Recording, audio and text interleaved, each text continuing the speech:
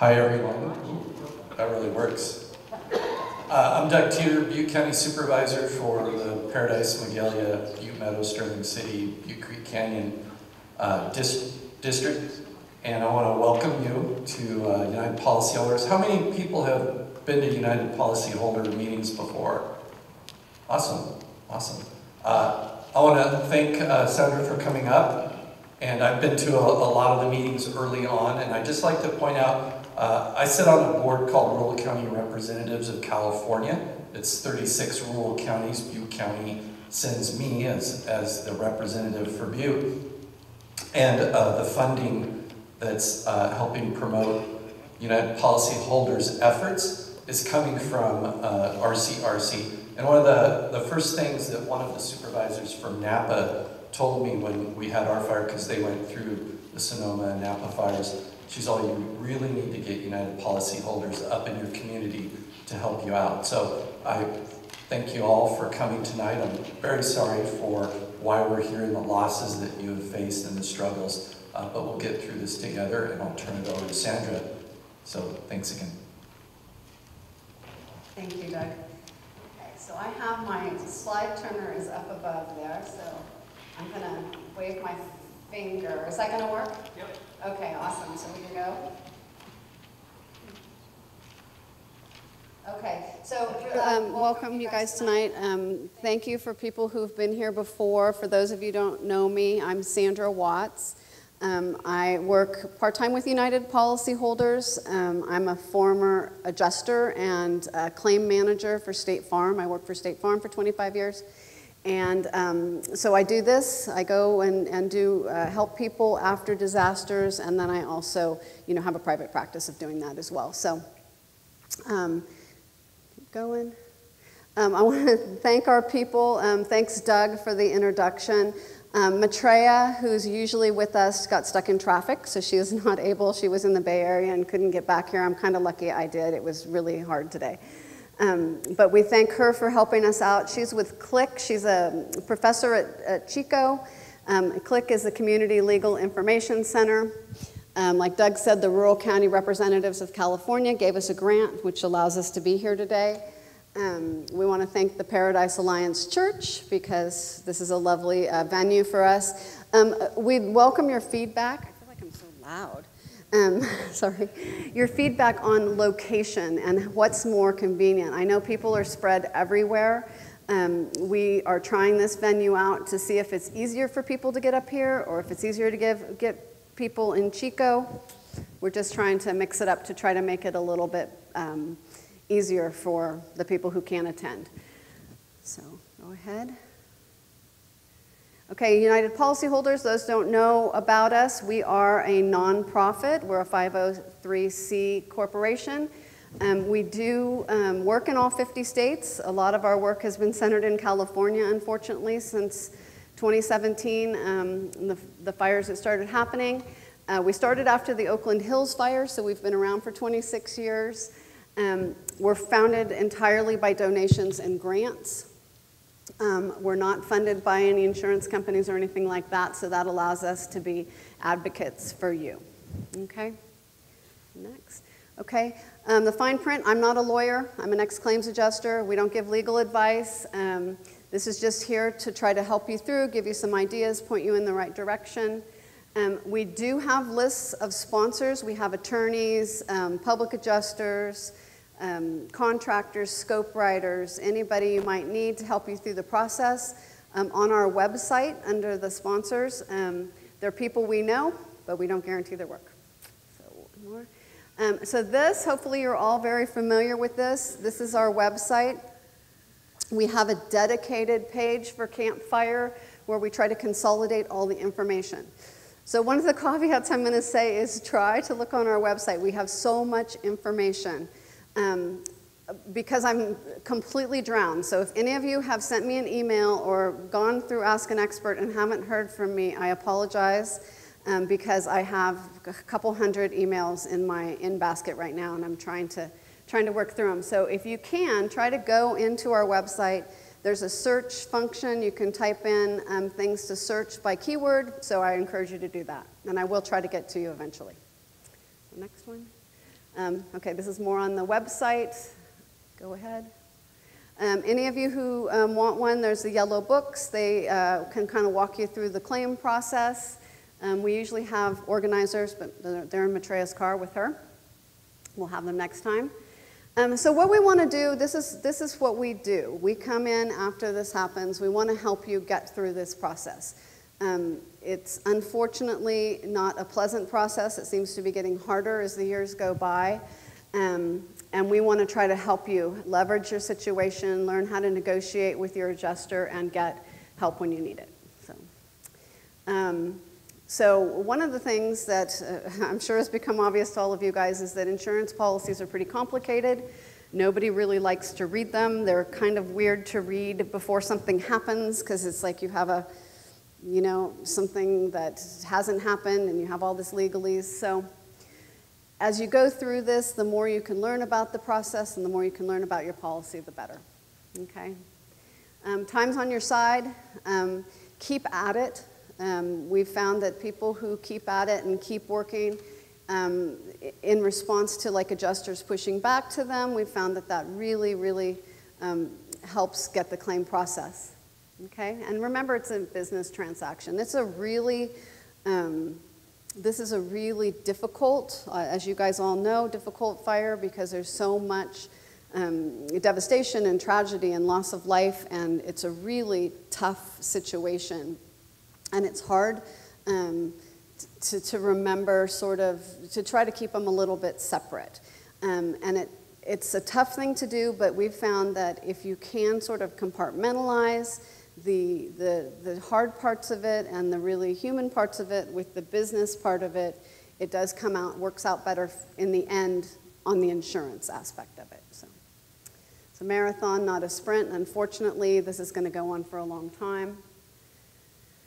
So what we're going to do tonight, we're going to do a little bit shorter tonight because we're going to answer a lot of questions. But one of the things when I'm looking at my inbox is that we get kind of the same questions coming through. So what I want to do is hit on the questions that I've been getting that are, repeating questions.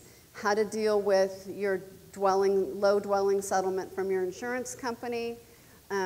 Talk about extended replacement costs and code upgrade coverage when you're entitled to those. Buying or rebuilding, deductions for land value, ALE, some claim rules, and underinsurance. So I'm going to hit them kind of fast, and then we're going to go ahead and we're just going to do questions, and we'll go from there. Okay? So you guys are all familiar. If any of you have been to our workshops, we've gone through this. We did a whole scoop on scope 2 workshops ago, but it really is kind of the foundation of the whole situation, is trying to make sure that you are paid a fair amount for the house that you lost so that you can rebuild it. And it's really sort of baffling in terms of you get these really thick estimates from your insurance company, or you get a fair market value appraisal, they give you a payment, and then what do you do? So we want to talk a little bit about that and talk about getting your scope of loss right. I'm going to kind of skim over it because we've done it before, but it is really important. Remember that one thing that people ask me a lot is, I got this check, I don't agree with the amount of the settlement, I'm just going to hold on to the check. You don't have to worry about that. You can always cash the check, you can always deposit the check, because in California, it's not legal to make the signing of the back of a check like a release, okay? So signing it and putting it in the bank has no bearing on, it doesn't mean that you agree with the amount, it just means that you have that money. So the first check is always a starting point, okay? So the main thing that we want to talk about is the amount of money that you're entitled to for your house, okay? So you guys all know coverage A is your dwelling coverage, okay? And you have a limit. Hopefully that limit is high enough to rebuild your house. The limit itself, it's not like, okay, my house is gone and I have this limit, they should just pay me the money. That's called what they call a stated value policy. They only exist with things like jewelry, like if you have a ring or something that's specifically insured Those are stated value policies. You lose it, you get paid. On these, you have to come up with how much it would cost to rebuild your house. So the key here is, how much would it cost to rebuild the house you lost, okay, to rebuild it in the same location, plus code upgrades, okay? And that amount almost always needs to be determined, okay? The only time it really doesn't need to be determined is if you're underinsured by a significant amount and it's clear, the insurance company says, well, it's clear you're underinsured, here's your money, go about your business. So let's go.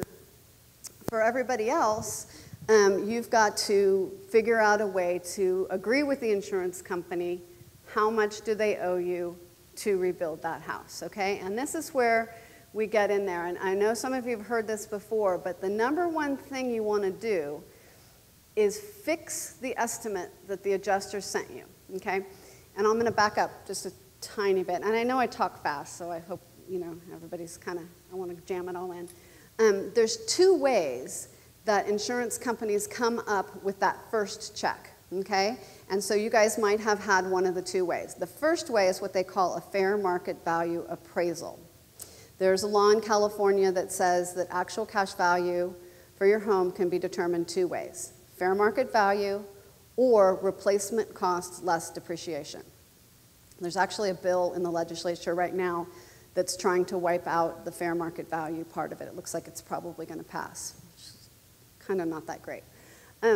So if you get a fair market value appraisal, where the appraiser came out and gave you a market value appraisal, then you've got that. That's what they base their check on. You still have to get your replacement cost estimate, no matter what. Unless they paid you out your limits, you still have to get that. The other one is when you get that thick estimate from your insurance company with all the little line items on there. It's really important. People get it and they open it up and they say, oh my goodness, you know, they look at the last page at the numbers and they say, this isn't enough to rebuild my house, which is probably true. And you have to get a contractor's estimate or a scope writer to give you an estimate to compare. But it's impossible to compare the insurance company estimate with your contractor estimate if you're not talking about the same house. So the adjusters for the insurance companies are at a huge disadvantage because the house is gone and they've never seen it. So they have to really rely on you to give them the proper information so that their estimate comes out as accurate as possible.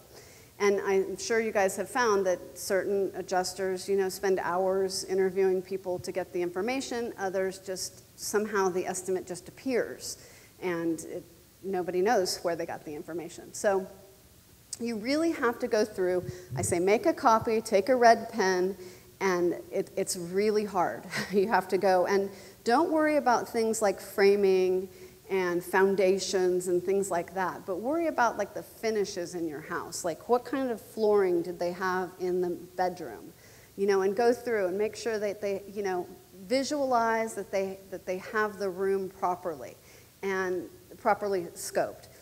And if it's wrong, mark it up, make your notes, say, oh no, you have carpet in this room, but we actually had oak floors, or, you know, whatever. Baseboards, outlets, and the whole bit, so that when you get your contractor's estimate, it's comparing the same thing. So let's go. So if you focus on the details and send it back and ask them to fix it, you're going to find that your numbers adjust. That's the first adjustment of numbers, and it's going to help you quite a bit bringing things up. It's hard for lay people to do because it's something that you don't usually do. And thinking, you know, like I think of, you know, outlets and how big are the baseboards and all these things. You just kind of have to use theirs as a guide and do the best you can. So what you want to do, though, is you want to aim for an agreed scope of loss so that you know what you're dealing with. And in-person adjuster meetings are really the best, where you can sit down and say, go through this with me line by line. You're entitled to that. Not everybody will do it for you, but you know, if you keep at them, they should send somebody out to do that with you. And then you get yours from your contractor, and that, try to have them break it down in a similar manner. I don't know, you guys all have exactament estimates by this point now? Some of you? No? A few? If you look in the back, there should be a trade summary breakdown that says like drywall, roofing, that. If you don't have it, call your adjuster up and ask for it, because it's literally a checkbox on the program, and it's automatically generated, and it will help your contractor. You can give those categories to your contractor, and that'll help your contractor sort of present their bid in a way that's sort of in the same way they can kind of keep going.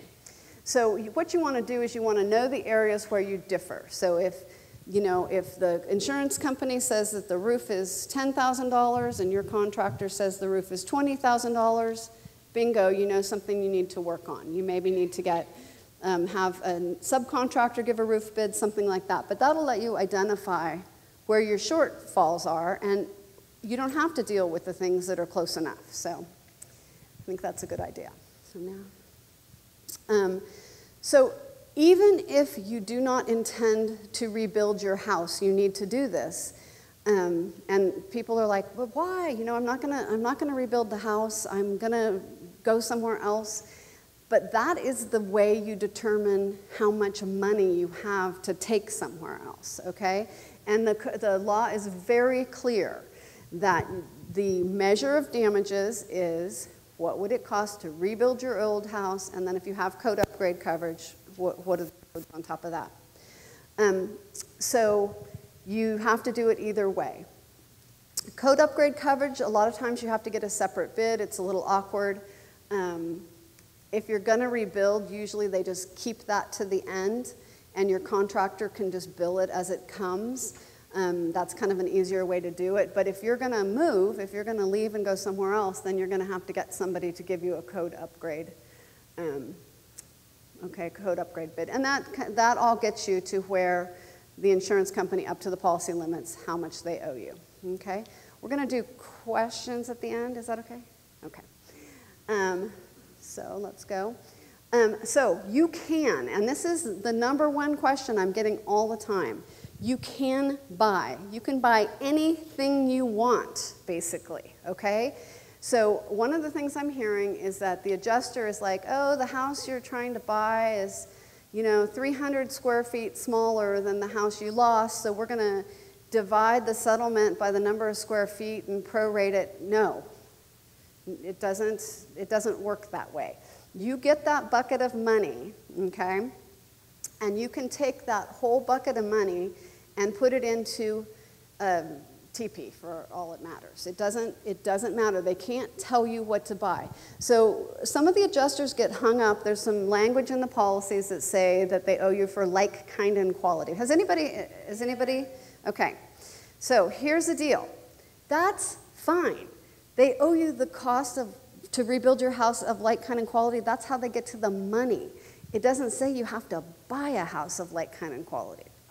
Okay, so because there's lots of situations, like if you're underinsured, maybe you can't buy as big a house.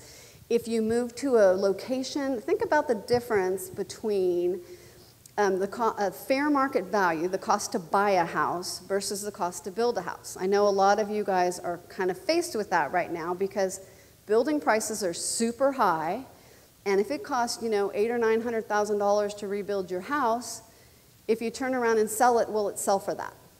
That's an issue that people are dealing with.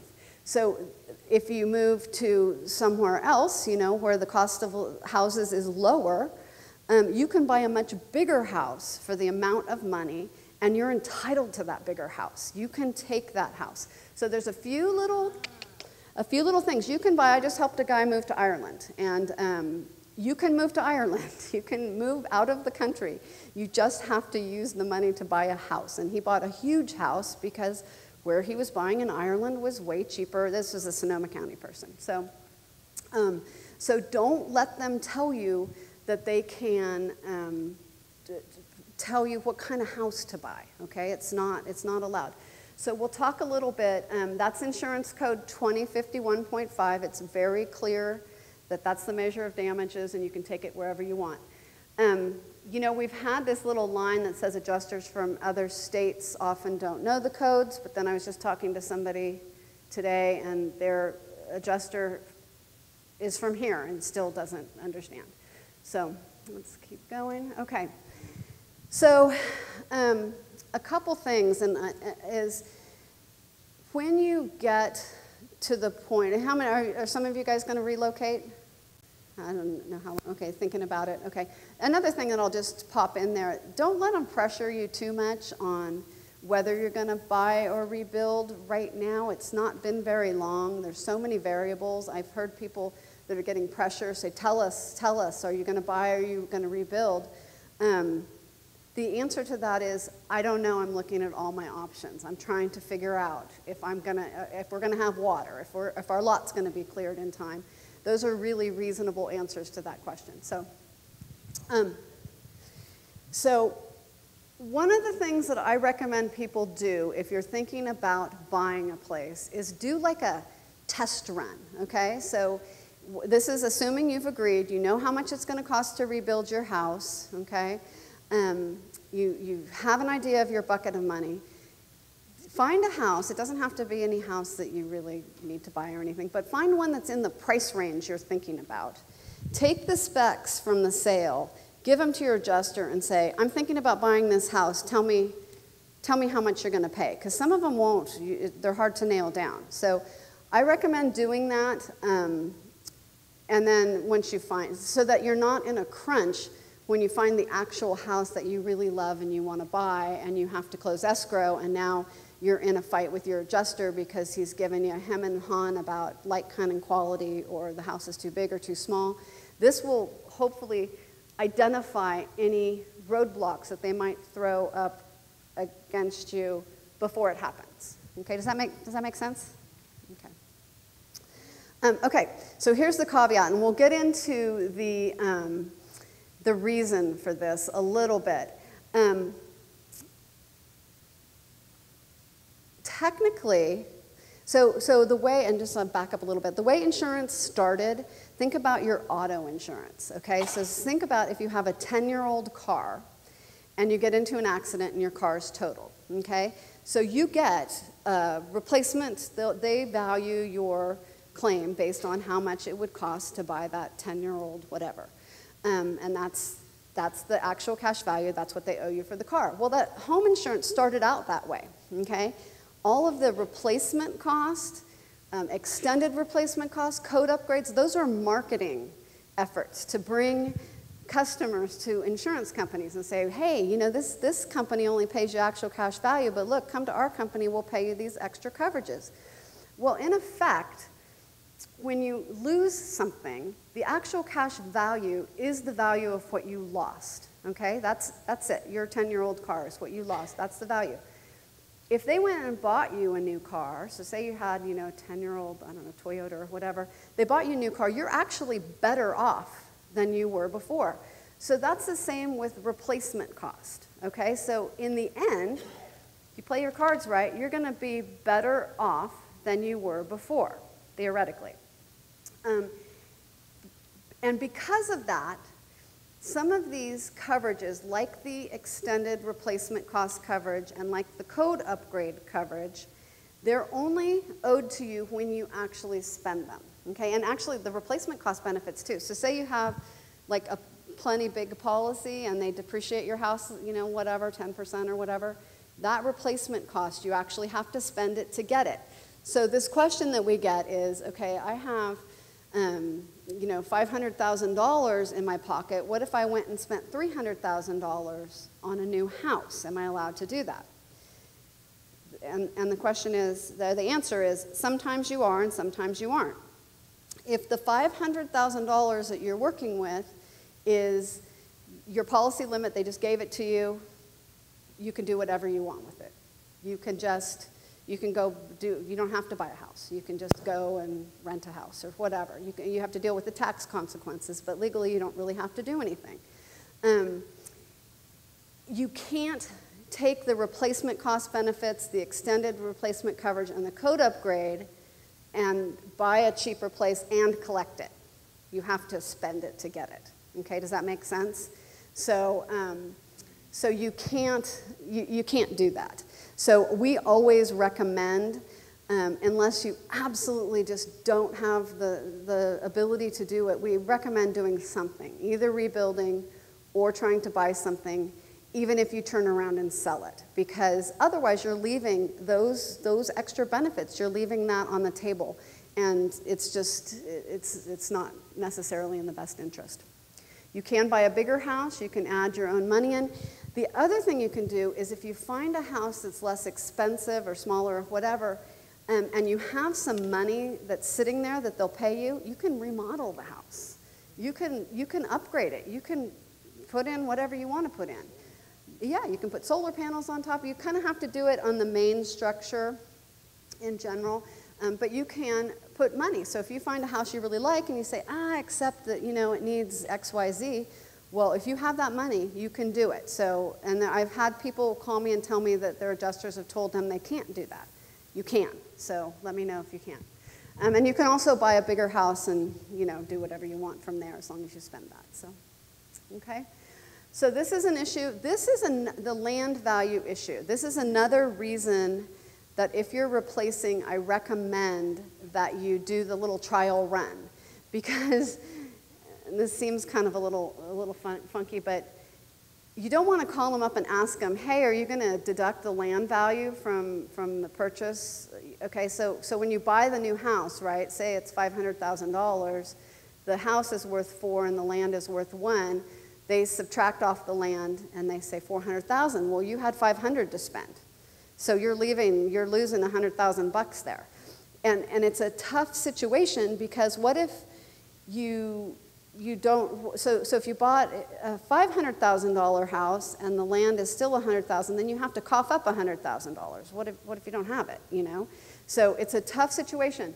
So you don't want to call them up and say, are you going to make this deduction? Because then you might remind them.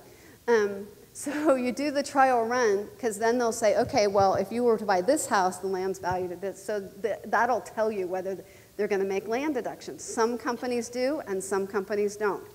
And the reason for that is that there is no law on it. And the policy, it's our position that the policy is silent, and they probably owe you for the land.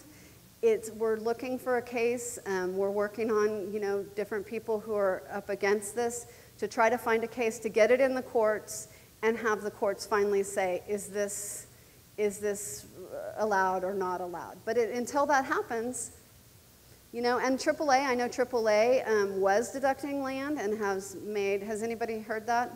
Okay, yeah, that they were deducting land. The interesting thing is I have somebody that I work with who lost a house on a lot and is replacing, but he's replacing on a couple acres. And so I'm like, now, because I think they should pay for land, but I'm not necessarily sure they should pay for an acre and a third. You know what I'm saying? So there's some wiggle room there. So you need to kind of work that out. It is unsettled. It just depends on how hard you're gonna fight.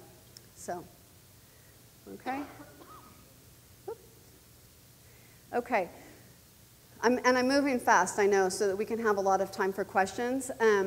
One of the other issues that I get a lot of questions about is additional living expenses, okay, on two areas. One is on houses that are still standing, okay, that are being restored right now, versus the total losses. And let's talk about this a little bit. This is the State Farm additional living expense paragraph. It's very common. This is like most of the insurance policies. One of the things is people think is that they automatically get the 24 or 36 months. You don't.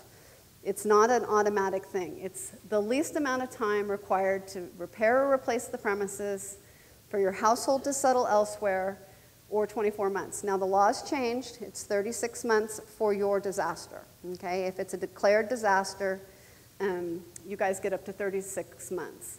It's not automatic. You've got to show that you're moving forward. I've got another slide in there on that. So on the people who have partial losses, it's really tricky, because There's water issues, there's cleaning issues, and so forth. How many of you are having additional living expense issues? Okay, so a few of you. And then, so we'll talk about that. You guys can ask a question if you want about that. They need to be reasonable in their requests to you, okay? They're allowed to ask, hey, what are you doing? What's your plan here? They're allowed to ask that, but they have to be reasonable and consider your circumstances, that you can't just, rebuild your house as fast as you'd like. I'm sure everybody would like to be rebuilding their house right now, but it's not the reality. So if they're leaning on you, one of the things I say is that, give them little bits of information on what you're doing and meter it out to them. So if you've looked at a whole bunch of places, toss them one or two and say, okay, here's what we've looked at, or here's the contractors we've talked to. And just, keep some in your pocket for next time they call.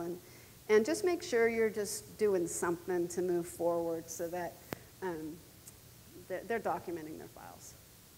Okay, so this is the code. This is insurance code 2051.5. We talk about it all the time. This is the one that talks about it. It talks about 24 months, extension of 12 additional months. You've got to be reasonable. Send it to your adjusters if they're pushing back, and let them know that you need the time. And it was effective September. Okay, how many of you guys here are underinsured? Okay. So underinsurance is a huge issue.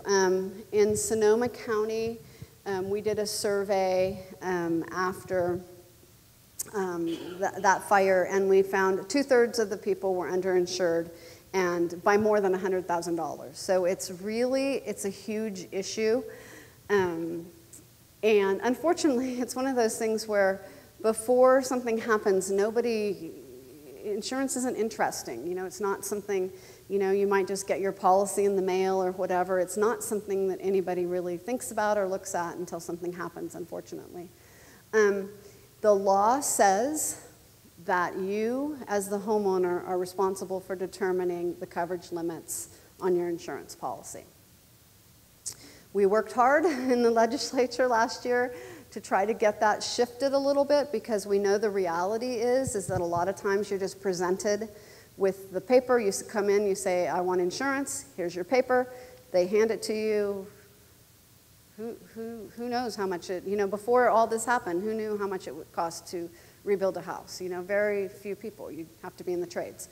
So the only way really to get your insurance company to change the limits is to show that they made a mistake, like you asked for a certain amount of coverage and they gave you the wrong amount, or the underwriting did something wrong. And I've heard a lot of horror stories about people whose home descriptions are completely different than the home that existed, things like that. Or if the agent undertook the duty to choose those coverage limits. And that means saying, don't worry about it, I'm going to set your limits, you have plenty of coverage. The problem is you have to have some sort of a paper trail and have something to show that you asked for higher limits and they told you, oh no, you're fine, this is great. And a lot of times those don't exist. In cases, there have been some in Sonoma County that I'm aware of where people have had their coverage limits changed. It's called a reformation of the policy. What they do is they go all the way back to the beginning of the policy. They fix it to what it should have been. They send you a bill for the amount of premium that you should have been paying over it, and then they change your coverage limits. I've seen some of that. There's a few lawsuits going on, class action lawsuits. There's that came out of Santa Rosa and down in LA about systematic underinsurance. I'm not sure how they're doing right now. They're sort of in the beginning phases of those, but if you want to join one of those, you could probably find that out. But look into how the circumstances of how you determined your coverage limits in order to figure out whether or not you have a valid claim to go after your insurance company.